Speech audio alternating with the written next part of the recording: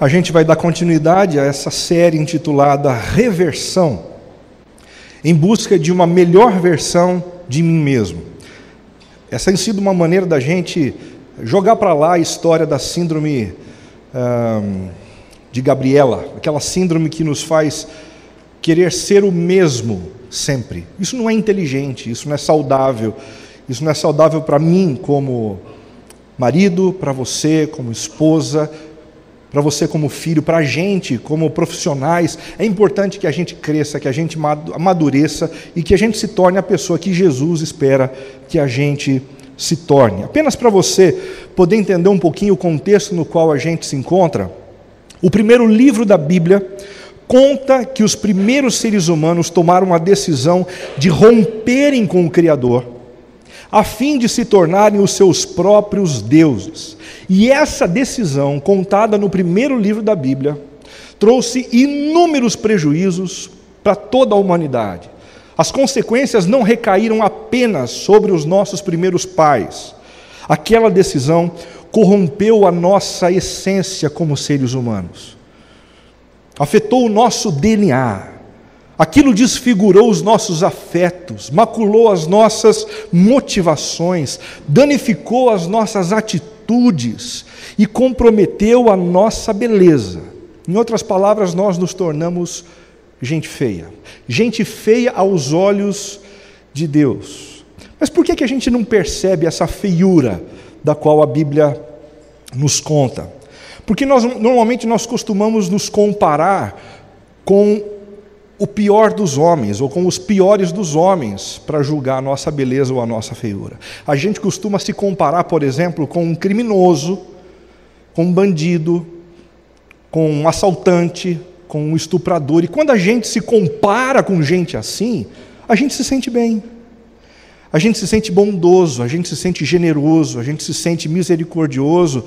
O problema é que quando Deus vai nos enxergar e vai nos medir, Ele não olha para o pior dos homens. O padrão estabelecido para determinar a nossa beleza ou a nossa feiura é o Filho dele, Jesus, em quem Ele tem todo o prazer.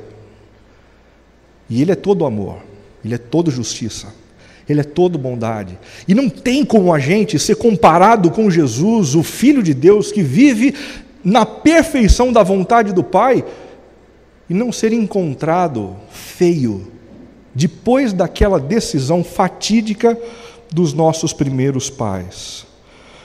Nós também costumamos não perceber essa feiura, porque nós acostumamos com o que é feio. Com o passar do tempo, o que é ruim, o que é danoso, acaba fazendo parte do nosso dia a dia. A gente se acostuma com o individualismo, a gente se acostuma com a vida egoísta, autocentrada, voltada para o próprio umbigo. A gente se acostuma com a imoralidade, a gente se acostuma com a malandragem e a gente começa a achar que essas coisas são de fato coisas bonitas. Mas Deus não nos enxerga assim. Ele nos enxerga como nós de fato somos, porque o padrão estabelecido é o próprio Jesus, o seu Filho amado. Com o intuito de reverter esse estrago, esse verdadeiro estrago, Deus enviou Jesus ao mundo para nos perdoar, morrendo a morte que deveríamos morrer na cruz. E então nos deu uma nova natureza. Isso é muito significativo e importante a gente lembrar. O primeiro passo, a primeira coisa que Jesus veio fazer no mundo, foi carregar a nossa culpa sobre Ele e morrer a morte que nós deveríamos morrer. Quando a gente vai chegando perto da Páscoa e a gente vai se lembrando do advento da paixão, é exatamente isso que deve encontrar lugar na nossa mente. Jesus não morreu a morte dele, pela culpa dele, por conta de um ato de atrocidade cometido por ele, mas ele morreu a nossa morte, no nosso lugar, para pagar a nossa dívida, para nos perdoar e para nos reconectar com o Pai. E todos aqueles que se submetem ao que Jesus fez na cruz acabam ganhando uma nova natureza que não neutraliza a antiga natureza corrompida que nos leva a viver contrariamente ao Senhor, de maneira autônoma, de maneira independente, mas essas duas naturezas continuamente degladiam entre si, entre elas, dentro da gente. E esse é o combate no qual a gente vive o tempo todo. Essa nova natureza dada aos que se apropriaram do perdão de Cristo, é capaz de perceber as belezas da lei e da orientação do Senhor.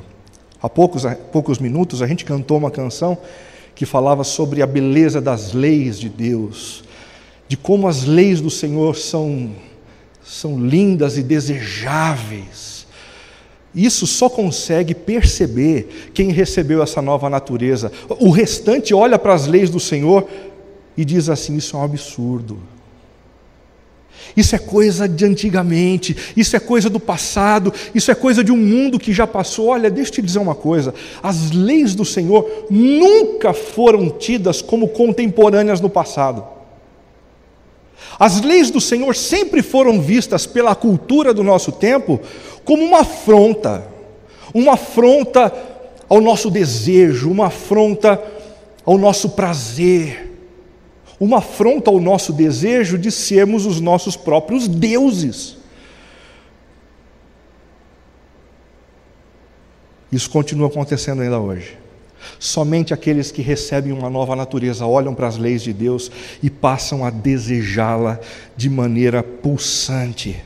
Essa nova natureza também, dada aos que se apropriaram do perdão de Cristo, é capaz de fazer rodar algumas atualizações. Você que é dado ao mundo eletrônico, dos equipamentos eletrônicos, você sabe muito bem que se você tenta fazer uma atualização de um sistema, quando o seu equipamento é muito antigo, às vezes você recebe uma mensagem dizendo: olha, o seu device, o seu computador, o seu celular não comporta essa atualização. Isso é o que acontece quando a gente tenta se tornar uma versão melhor de nós mesmos, sem passarmos por esse milagre do perdão de Jesus e do recebimento de uma nova natureza que só pode vir da parte de Deus para o nosso coração. Aí a gente ouve sobre ser bondoso e a gente tenta ser bondoso, mas esse programa não roda, porque o nosso aparelho é antigo. A gente ouve a respeito de misericórdia, a gente tenta ser misericordioso, mas isso não acontece, porque esse aplicativo não roda num corpo que não recebeu as condições básicas para que então essa misericórdia possa fluir dentro da gente. Somente aqueles que se renderam a Cristo, que se apropriaram do perdão e ganharam essa nova natureza, é que desejam as leis de Deus e que podem fazer com que essas orientações do Senhor se tornem práticas na própria vida. As bem-aventuranças constituem o primeiro ensino formal de Jesus, com vistas a implementar um processo de reversão em nós, a fim de voltarmos a ser o que nunca deveríamos deixar de ter sido. O primeiro ensino formal de Jesus foi o famoso Sermão do Monte. Ele subiu numa encosta de uma montanha, de frente ao mar da Galileia, e ele então passou a ensinar os seus discípulos a respeito do caminho da felicidade. Por que ele fala a respeito da felicidade? Porque ele sabe, por conviver conosco, por andar no nosso meio, que essa é a nossa maior busca. É o desejo pela felicidade que está por trás dos nossos relacionamentos afetivos, dos casamentos que a gente tem, das decisões que a gente toma. Nós queremos ser felizes. Então Jesus começa falando de felicidade. Só que o que ele fala a respeito de felicidade é completamente contrário ao que a sociedade diz que nos leva a essa tão almejada felicidade. Mateus capítulo 5 nos conta essa história. Certo dia, quando Jesus viu que as multidões se ajuntavam, e se ajuntavam por conta dos milagres que Jesus estava fazendo, subiu à encosta do monte e ali sentou-se. Curioso que Jesus vai ensinar na encosta do monte, sentado. Isso mostra que Jesus não quer fazer emplacar o seu ensino pela força. Jesus não quer fazer emplacar o seu ensino pela gritaria. Ele se assenta e conversa. Conversa com a tranquilidade de que o seu ensino é razoável, com a tranquilidade por saber que as suas palavras podem ser checadas pelo bom senso, porque ele sabe que essas palavras e essas orientações conduzem a gente, sim, para o caminho da felicidade. Seus discípulos, então, se reuniram ao redor e ele começou a ensiná-los. Já falei a respeito dessa expressão para vocês, se reuniram, proseromai do grego, que é uma expressão que nos lembra de uma aproximação com intenção de ouvir, de uma aproximação com intenção de aprender, de reter, de ter os seus próprios paradigmas revistos e implementar a obediência na prática. A postura dos discípulos era uma postura completamente diferente da postura do restante da multidão, que simplesmente estava por ali por conta do evento social, por conta do ajuntamento de pessoas, pela possibilidade de repente, Jesus fazer alguma coisa extraordinária, mas os discípulos não. Os discípulos, eles estão atentos, eles querem aprender, eles querem se deixar transformar, porque eles acreditam que eles podem, através de Jesus e através do ensino de Jesus, se tornarem a melhor versão deles mesmos. Felizes os pobres de espírito, pois o reino dos céus lhes pertence, de Jesus. Felizes os que choram, pois serão consolados. Felizes os humildes, pois herdarão a terra. Felizes os que têm fome e sede de justiça, pois serão saciados. Felizes os misericordiosos, pois serão tratados com misericórdia. Felizes os que têm coração puro, pois verão a Deus. Felizes os que promovem a paz, pois serão chamados filhos de Deus. Felizes os perseguidos por causa da justiça, pois o reino dos céus lhes pertence.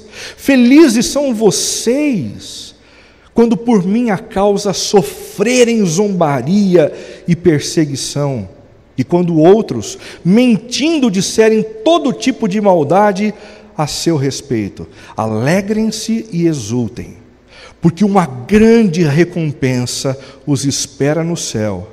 E lembrem-se de que os antigos profetas foram perseguidos da mesma forma. Hoje a gente vai estudar a quinta bem-aventurança, que diz assim: felizes os misericordiosos, pois serão tratados com misericórdia. Vamos ler juntos? Felizes os misericordiosos, pois serão tratados com misericórdia. Mais uma vez, felizes os misericordiosos, pois serão tratados com misericórdia.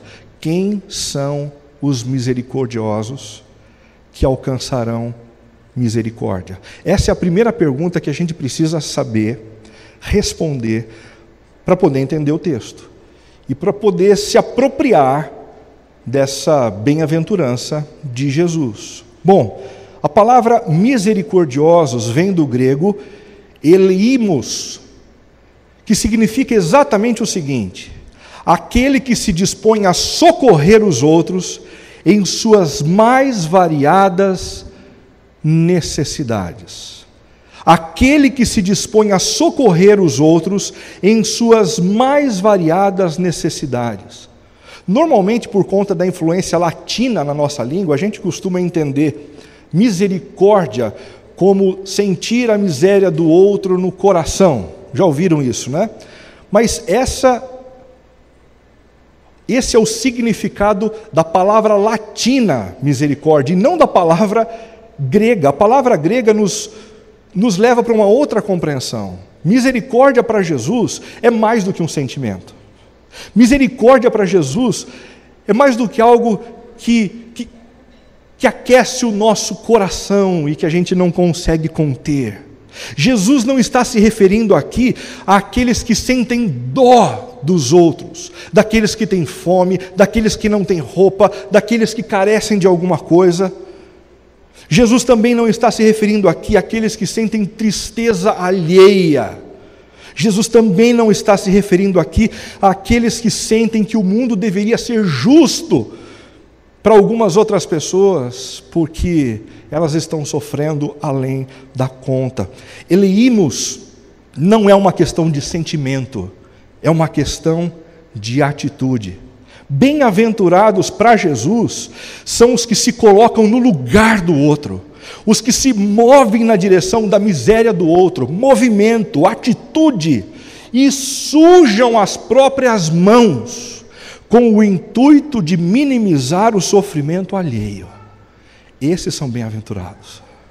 Não apenas aqueles que sentem, não apenas aqueles que têm dó, mas aqueles que se movem, aqueles que têm uma atitude proativa na direção de pessoas que precisam de socorro, de pessoas que precisam de ajuda. Felizes são os eleímos, os misericordiosos.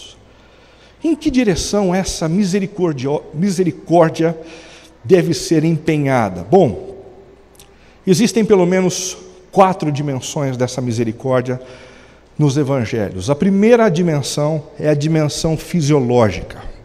Nós encontramos isso em Mateus capítulo 25, a partir do versículo 34.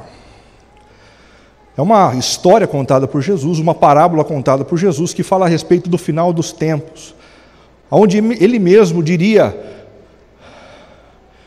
para os seus ouvintes, que eram justos: vinde benditos de meu Pai, porque vocês saciaram a minha fome, vocês mataram a minha sede, vocês me vestiram quando eu não tinha roupa, vocês me acolheram quando eu era estrangeiro, venham para o meu reino.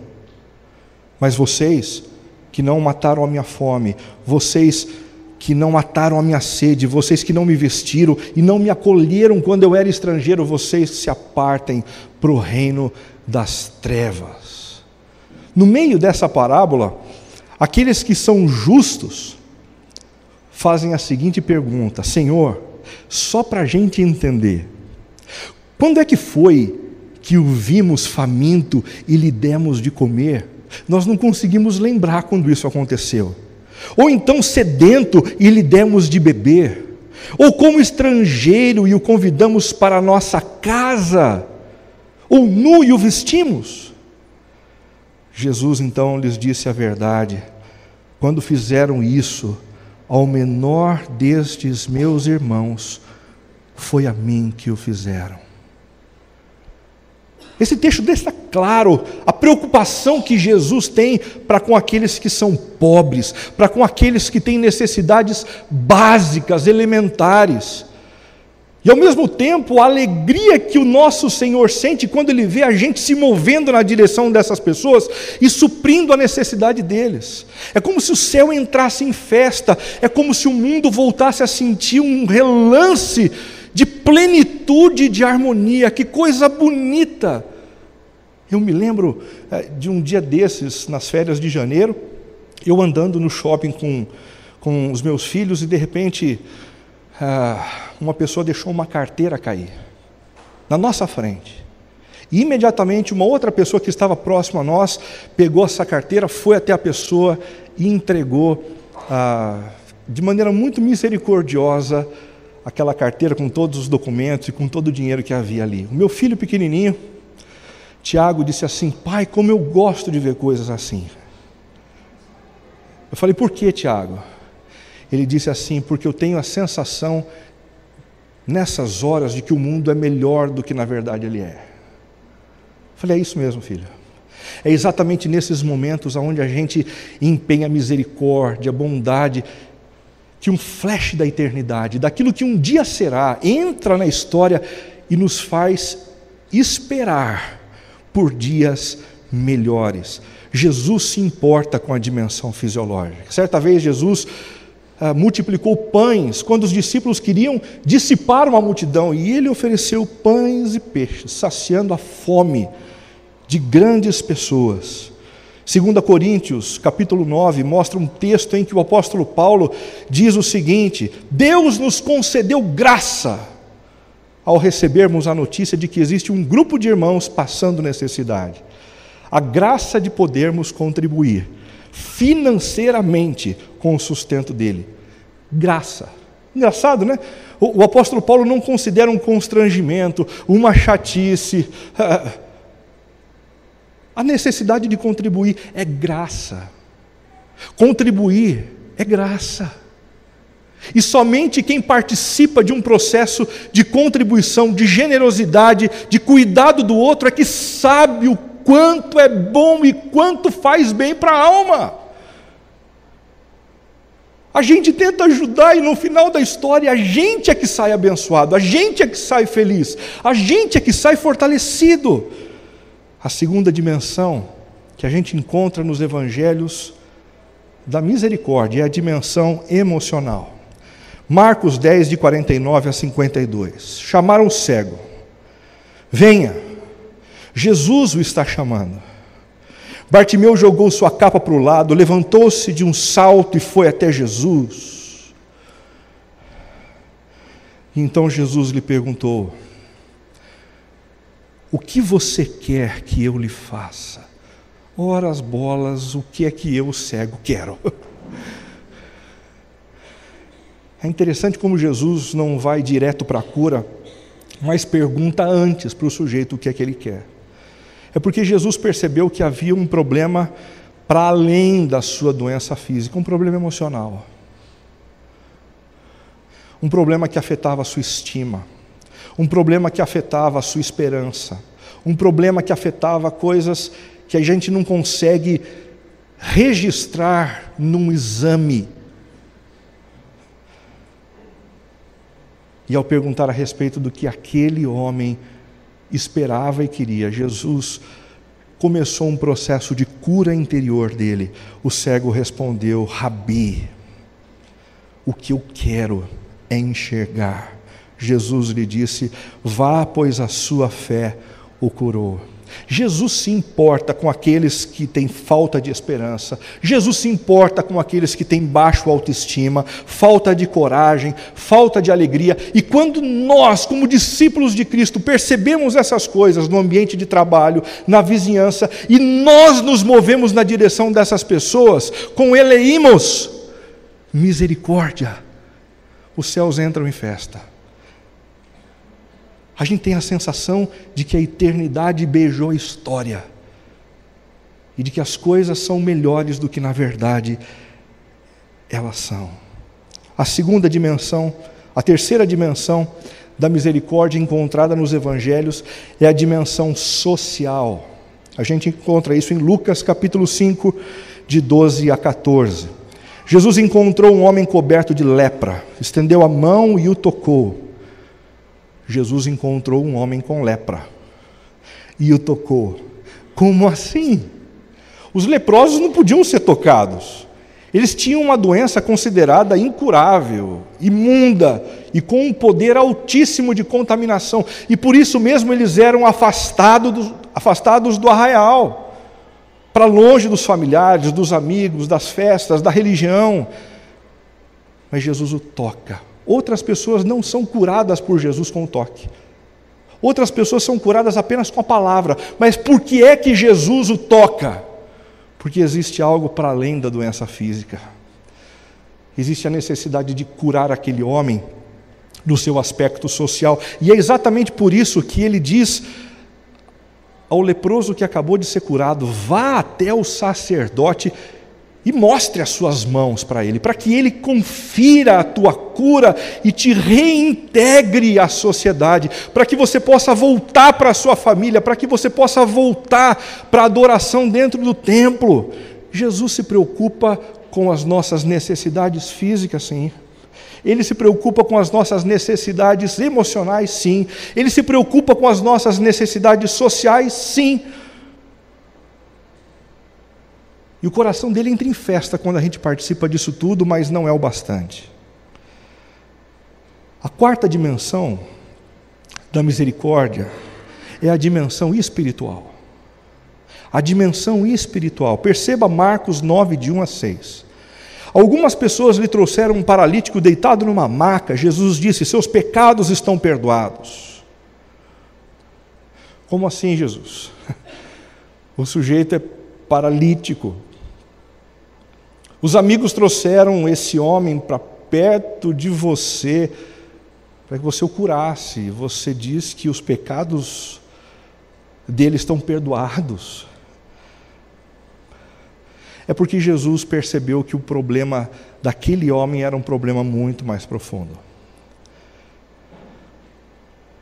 O maior problema daquele homem era o afastamento de Deus, causado pelos seus próprios pecados. Aquele homem era paralítico, sim. Aquele homem tinha problemas no seu corpo, sim. Mas esse não era o maior dos problemas. Os teus pecados estão perdoados. E para que ninguém tivesse dúvida de que ele estava fazendo exatamente aquilo que ele tinha condições de fazer, ele olha para aquele homem e diz assim: levante-se, pegue a sua maca e vá para casa. Da mesma forma como você está curado no seu físico, você também está sendo curado na sua alma nesse momento. Gente, alguns de nós somos muito bons para cultivar misericórdia para com os pobres. Alguns de nós somos muito bons para cuidar de pessoas entristecidas, sem esperança, oferecendo o nosso ombro, oferecendo um tempo de conversa. Muitos de nós somos bons nessa história de ter sensibilidade para com pessoas excluídas, sem grupo, sem amigos, e colocá-las para perto da gente, para elas se sentirem bem.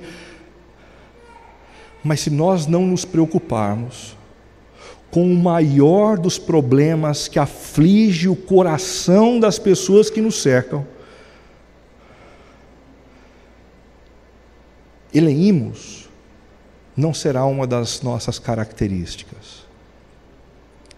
Nós devemos nos compadecer de pessoas ricas e bem postas na sociedade, quando elas não têm um relacionamento com Jesus, pois somente Jesus é o caminho que nos leva ao próprio Pai. Nós devemos nos preocupar sim com os pobres, atentos ao fato de que o distanciamento de Deus é o maior dos seus problemas, e por isso nós precisamos nos especializar em contar a velha e boa notícia do Evangelho. A notícia de que um dia Deus morreu pelos nossos pecados numa cruz, para nos reconectar com o Pai, e 3 dias depois Ele ressuscitou dos mortos. Essa notícia precisa estar nos nossos lábios e precisa ser difundida para todos aqueles que convivem com a gente, porque somente essa notícia é capaz de nos restaurar espiritualmente e nos fazer novas criaturas.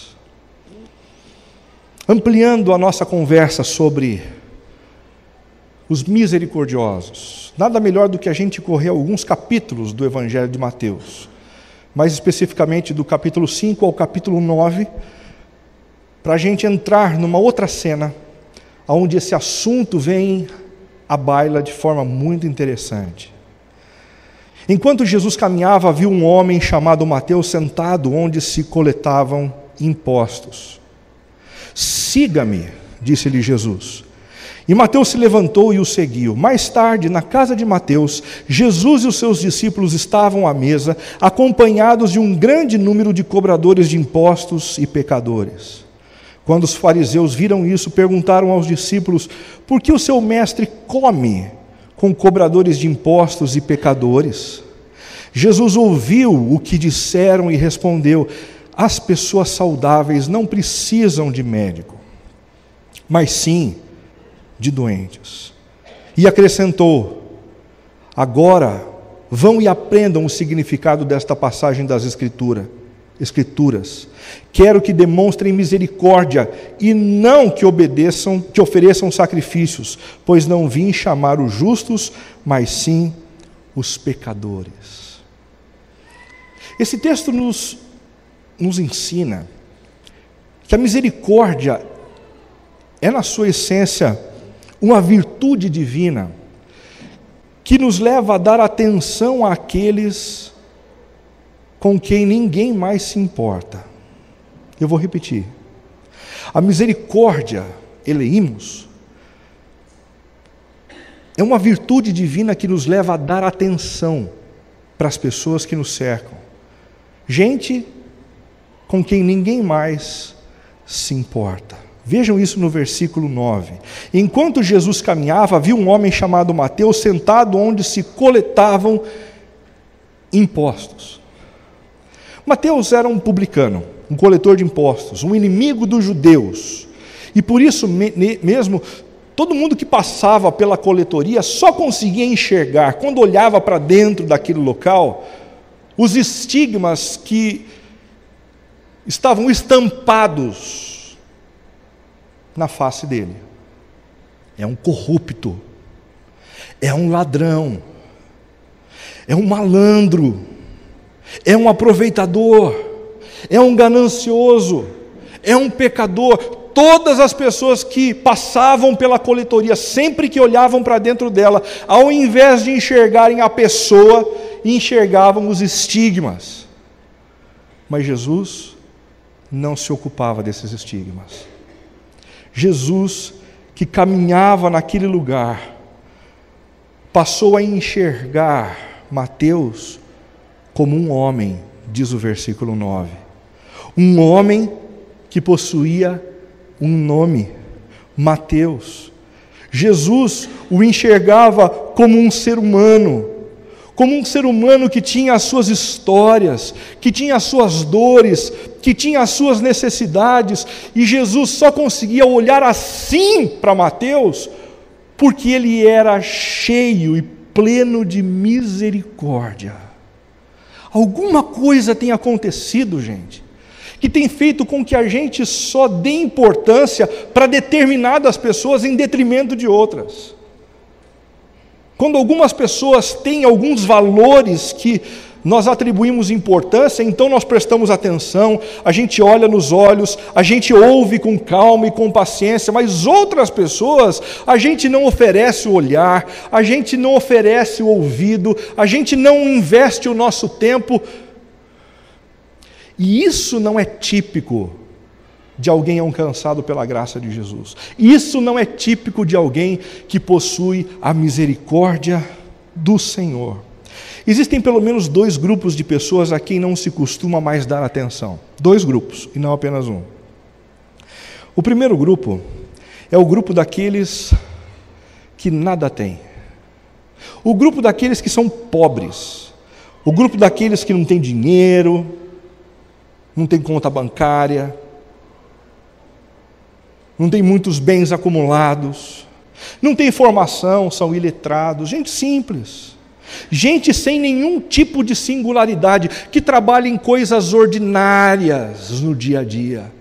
Essas pessoas são muitas vezes desprezadas e menosprezadas por nós, o que revela a nossa falta de misericórdia, a nossa falta de empatia, a nossa falta de amor.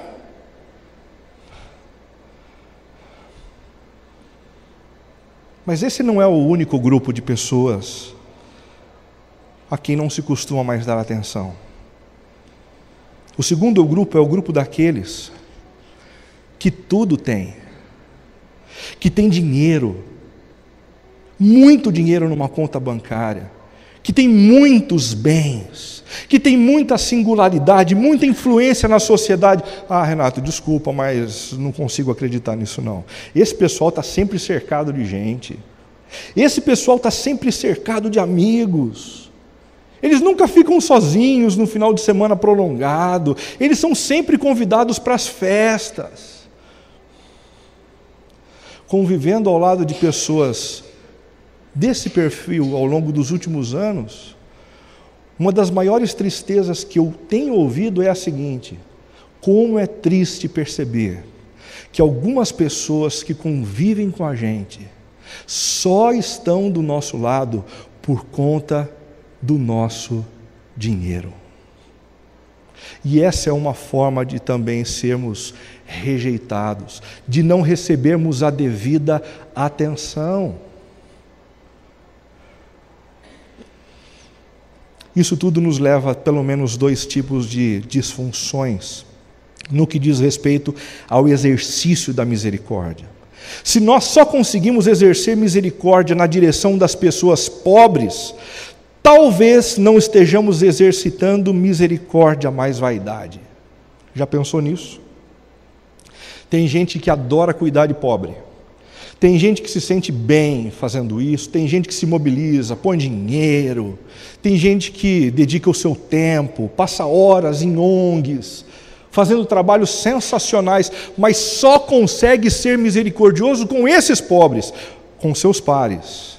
É gente dura, é gente intransigente, é gente inflexível, é gente má.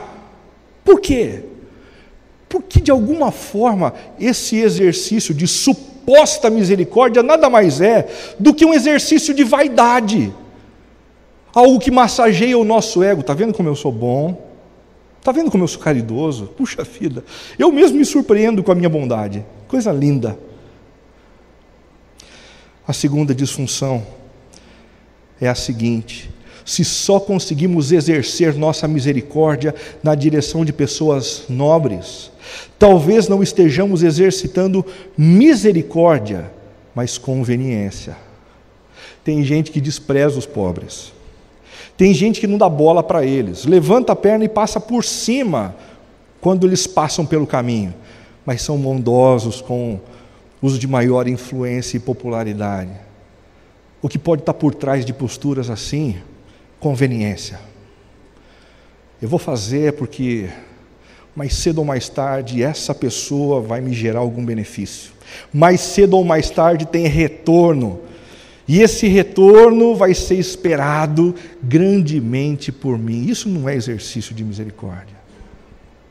O que Jesus diz no Sermão do Monte é: bem-aventurados os que são misericordiosos, aqueles que se doam na direção de pessoas que precisam de socorro, para o atendimento e suprimento das suas necessidades, independentemente delas serem ricas, delas serem pobres, porque o centro da atenção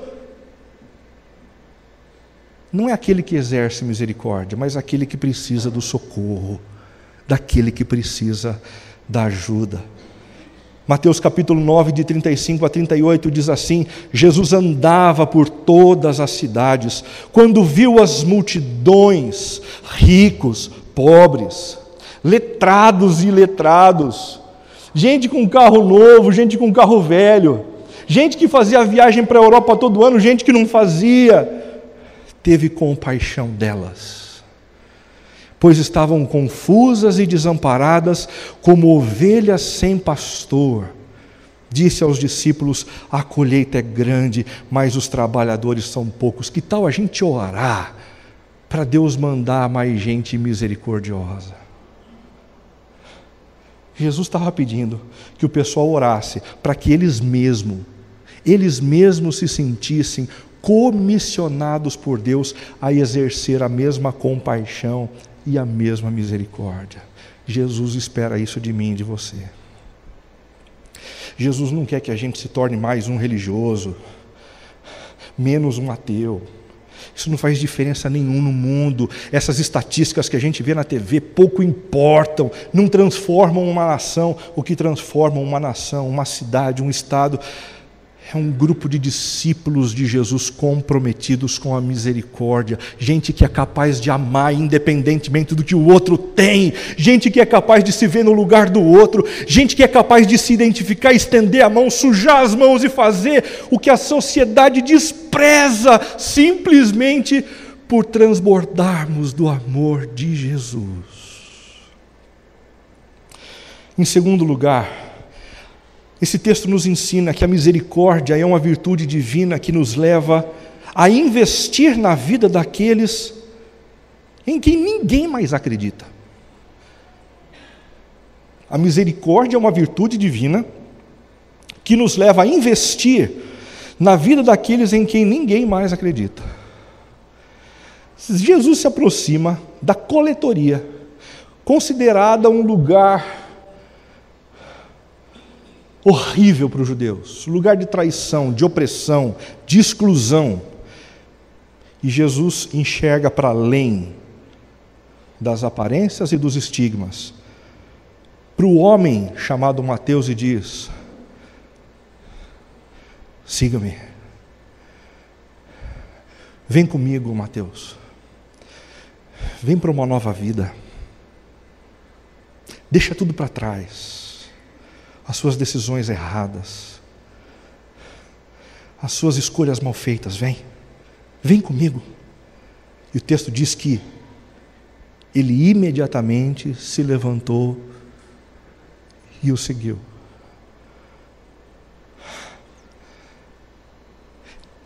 Não tem como não ler um texto como esse e não lembrar de alguns dos nossos políticos corruptos. Gente a quem a gente aprendeu a odiar. Gente que talvez esteja vivendo num inferno tão profundo que bastaria uma só palavra: vem para Jesus, vem para uma nova vida, deixa tudo que ficou para trás, para a gente poder ver essas pessoas dando um passo para o novo que Deus tem reservado para a vida delas. Todos os rabis daquele tempo queriam escolher os mais sábios, os mais inteligentes, os mais exemplares, só para mostrar para os outros rabis que o grupo deles era melhor. Mas o processo de seleção de Jesus seguia um processo diferente. Jesus queria apenas aqueles que estavam conscientes das suas más escolhas. Você está consciente das suas más escolhas? Vem, pode vir. É você que eu quero para mim, para o meu grupo, para a minha família, para o meu corpo. Jesus também estava atrás daqueles que tinham uma consciência dos seus pecados. Você tem consciência dos seus erros, dos seus pecados. Jesus não te rejeita por conta disso. Ele estende a mão e diz: vem, segue-me, vem comigo para uma nova vida, para uma nova caminhada, vem comigo, confia em mim. Ele também estava atrás daqueles que sabiam que precisavam de ajuda. Você precisa de ajuda. É para você que Jesus está estendendo a mão e dizendo: vem e segue-me, vem e segue-me. Jesus investia na vida daqueles em quem ninguém mais investia. Existem pelo menos dois grupos de pessoas em quem não se costuma investir mais. Quem são eles? Em primeiro lugar, o grupo daqueles que falharam em alguma área da vida e macularam a sua imagem. Falharam na vida profissional, falharam na última empresa, falharam no último relacionamento afetivo. E agora começam a se sentir completamente a parte da sociedade, a parte da religião, a parte da espiritualidade, a parte dos amigos. Jesus não se importa com o que a sociedade pensa da gente. Ele vem na nossa direção e nos chama para segui-lo. O segundo grupo é o grupo daqueles que pecaram contra nós e acabaram caindo no descrédito. Como a gente gosta de dispensar essas pessoas, como a gente gosta de anotar alguns nomes e de não liberá-los para uma nova caminhada com a gente, a começar de mim. Como é difícil perdoar algumas pessoas. Mas talvez, o grande exercício de misericórdia que a gente precisa exercer a partir desta noite, à luz da reflexão de hoje, seja oferecer o perdão para algumas pessoas que nos fizeram sangrar nos últimos meses. Pessoas completamente desprovidas de amor, de bondade, de zelo, de integridade, que nos fizeram mal.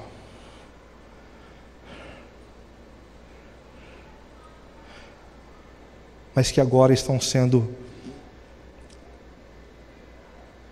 possíveis alvos da nossa misericórdia. Disfunções no exercício da misericórdia cristã. Duas diante desse aspecto. Se só conseguimos exercer misericórdia na direção de pessoas que nunca falharam, pessoas perfeitas, corretas, que nunca falam mal, que nunca puxam um tapete. Talvez não estejamos exercitando misericórdia, mas meritocracia. Está correspondendo às minhas expectativas? Está aqui um peixinho. Está correspondendo às minhas expectativas? Toma aqui mais um peixinho. E a gente vai dando pequenos galardões a pessoas que acertam com a gente, mas quando elas erram, a gente vira a cara imediatamente. Isso não é exercício de misericórdia, isso é exercício de meritocracia. Em segundo lugar, se só conseguimos exercer misericórdia na direção de pessoas que nunca erraram contra a gente, talvez não estejamos exercendo misericórdia, mas manipulação. Manipulação. Como uma forma de garantir que as pessoas não errem com a gente. Se eu for bondoso, se eu for misericordioso, esse amigo nunca vai pisar na bola comigo. Essa nova esposa nunca vai me trair, esse novo marido nunca vai me trair. Para de cultivar esse tipo de pensamento. Isso é manipulação. É o mesmo processo de domesticação de um animal. Não funciona para seres humanos. A misericórdia nos ensina a agir com amor, sem a expectativa do retorno, sem a expectativa da volta. Quando estávamos completamente desamparados, diz o apóstolo Paulo, Cristo veio na hora certa e morreu por nós pecadores. É pouco provável que alguém morresse por um justo, embora talvez alguém se dispusesse a morrer por uma pessoa boa. Mas Deus nos prova o seu grande amor ao enviar Cristo para morrer por nós, quando ainda éramos pecadores. Misericórdia.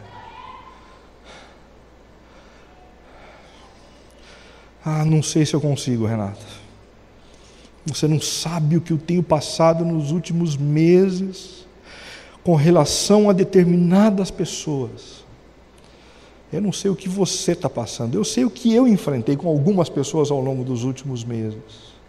E eu sei o quanto essa palavra é dura para mim. Mas eu sei que enquanto eu resisto ao perdão, mais o meu coração range. E mais infeliz eu me torno. Bem-aventurados os misericordiosos, porque eles alcançarão misericórdia. Por fim, a misericórdia é uma virtude divina que nos leva a conviver harmoniosamente com quem ninguém mais se sente bem. Conviver harmoniosamente com quem ninguém mais se sente bem. Olha o versículo 10. Mais tarde, na casa de Mateus, Jesus e seus discípulos estavam à mesa, acompanhados de um grande número de cobradores de impostos e pecadores.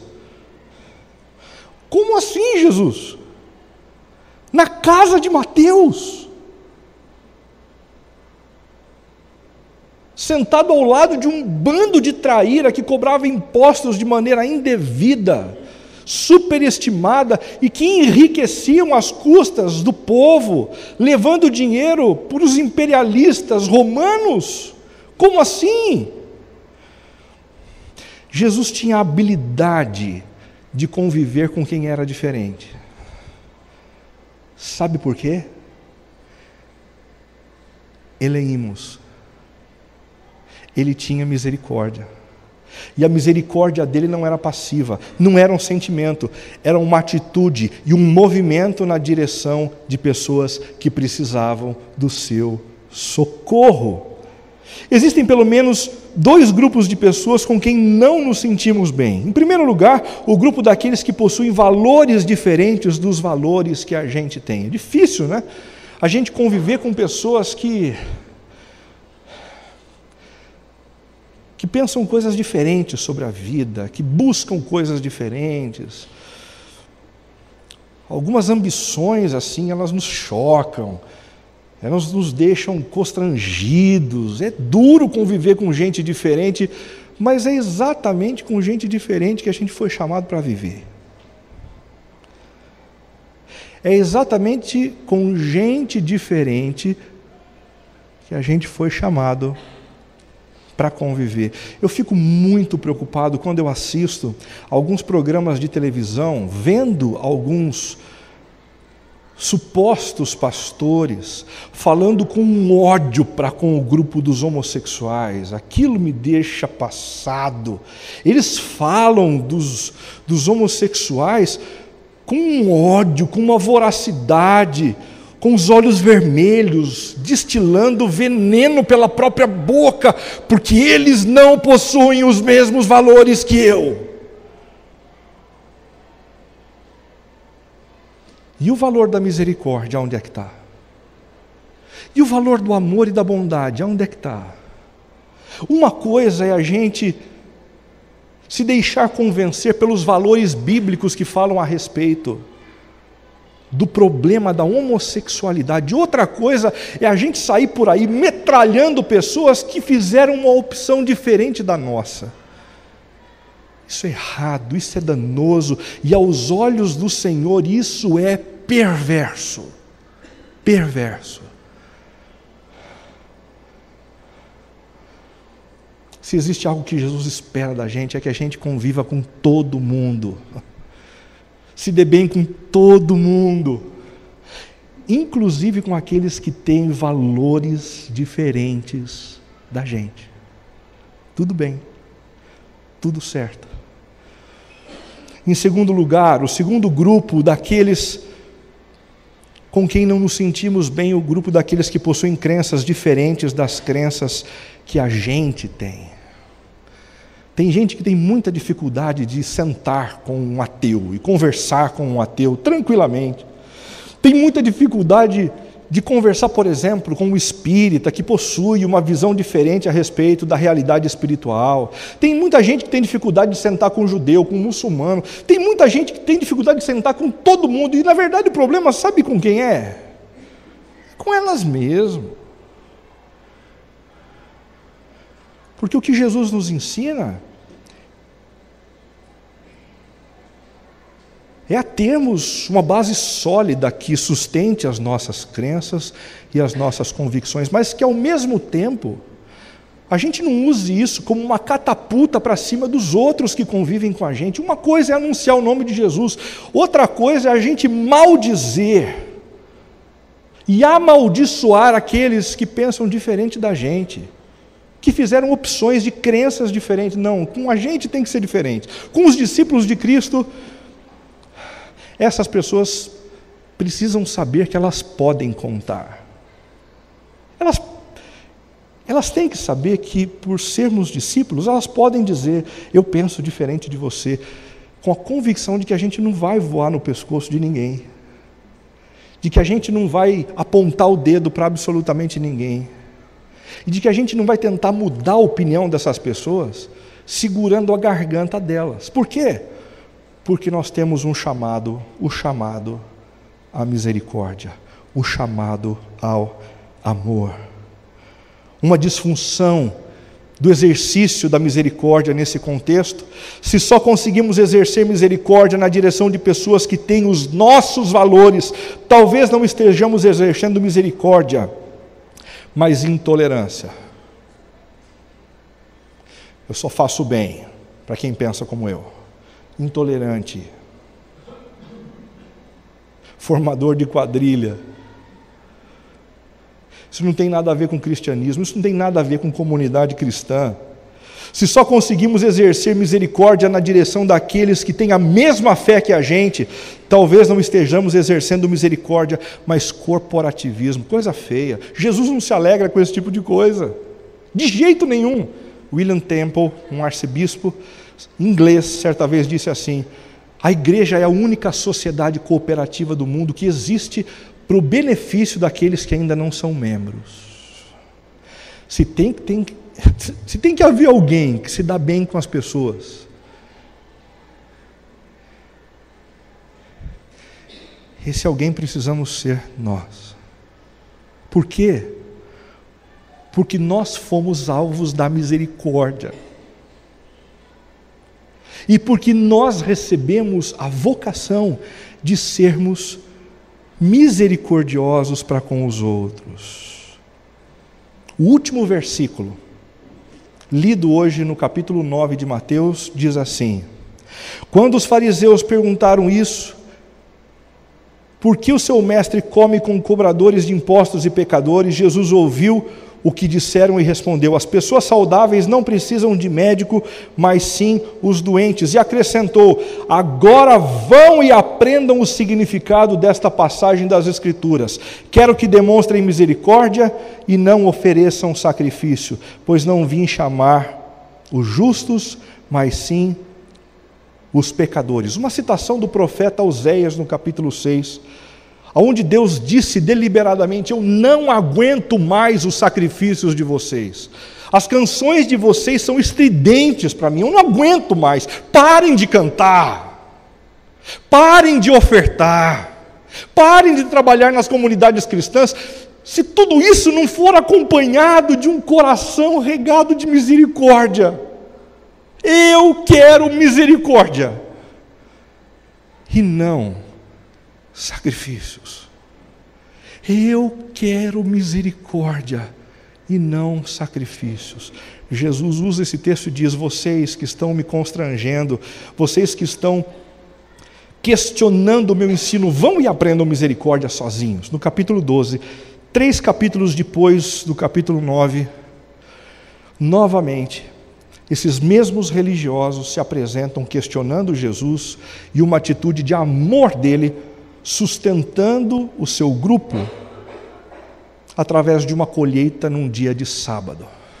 Jesus olha para eles e diz assim: definitivamente, vocês não conseguiram aprender misericórdia. Sozinhos vocês não conseguiram aprender misericórdia. Sabe por quê? Só tem uma pessoa com quem a gente pode aprender misericórdia: com Jesus. Misericórdia não é uma virtude de nenhum outro ser humano. Misericórdia não é uma virtude inata de nenhum outro anjo de luz. Misericórdia é uma virtude do ser de Deus, que a gente só assimila quando a gente recebe uma nova natureza capaz de fazer rodar esse novo aplicativo que nos habilita a nos colocarmos no lugar do outro, a servirmos aqueles que precisam de ajuda, a socorrermos aqueles que têm necessidades básicas, a incluirmos em grupos sociais aqueles que estão sendo excluídos, a oferecermos o nosso ouvido para pessoas que estão entristecidas e sem esperança.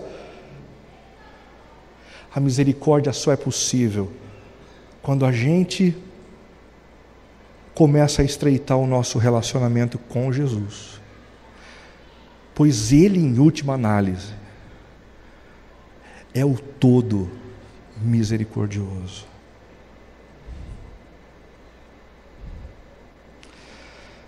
Concluindo, nesta semana, não permita que a sua misericórdia fique restrita a um sentimento desprovido de comportamento e atitude.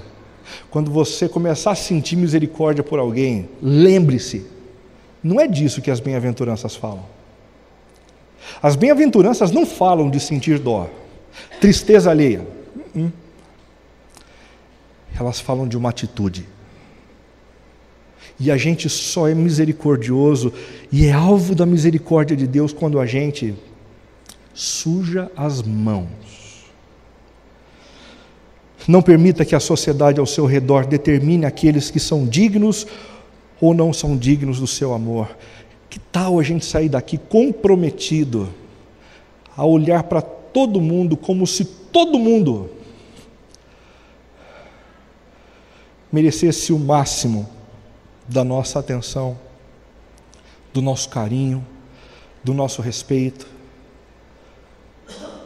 não permitindo que as categorias da sociedade nos digam quem merece atenção e quem não merece atenção.